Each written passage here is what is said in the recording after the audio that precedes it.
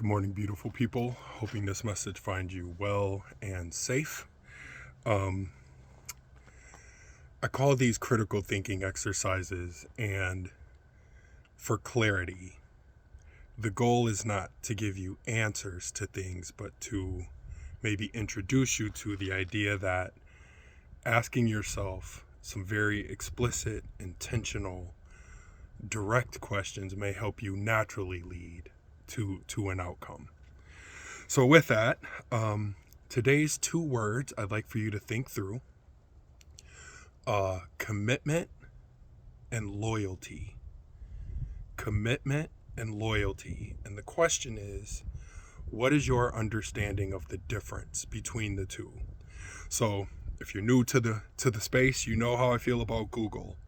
Do not Google it. Do not look it up in the dictionary. These words mean to you what you understand them to mean to you, or you've experienced, okay? So take out a sheet of paper, write commitment on one side and loyalty on one side, and here's what I would ask you to do as it relates to your professional life.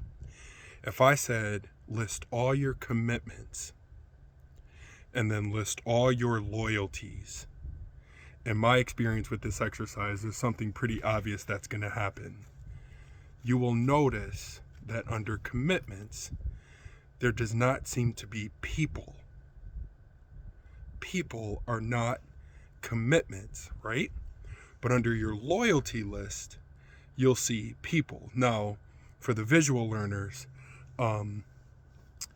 we make business commitments. I have no experience with somebody saying, I can't go with you to that thing because I have a business loyalty, right? Or we'll say to each other, I'm in a committed relationship. Committed relationship.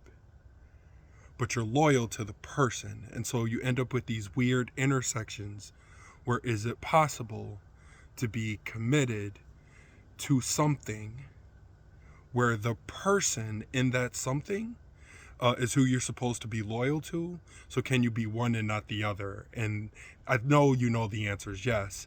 However, in a professional context, what would be the result of that? So that's the question, the critical thinking question. If you think through professionally, what would be the result of being committed to something and not loyal to something at work? And then what would the result be of being loyal but not committed? What does that look like?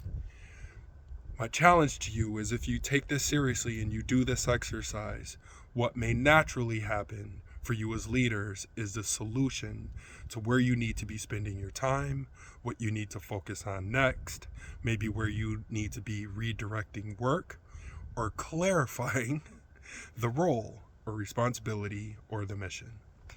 That's it. So, what is your understanding of the difference between commitment and loyalty? If I ask you to make a list of those things that you are committed to, what would show up on the list? If I ask you to write down all the things you're loyal to, what would show up on the list? What would happen in a professional context if you are committed and not loyal? What would be the result of that at work? And what would be the result of being loyal and not committed? That's it. So with that, I hope this message finds you well and safe and healthy and patient and diligent. I hope it finds you being intentional and thinking through what would the result of something be, so that you can come to a natural solution. And of course, I hope it finds you thinking. And it goes without saying, I hope it finds you warm. With that, stay safe, everybody. Have a fantastic day, and I will see you next time.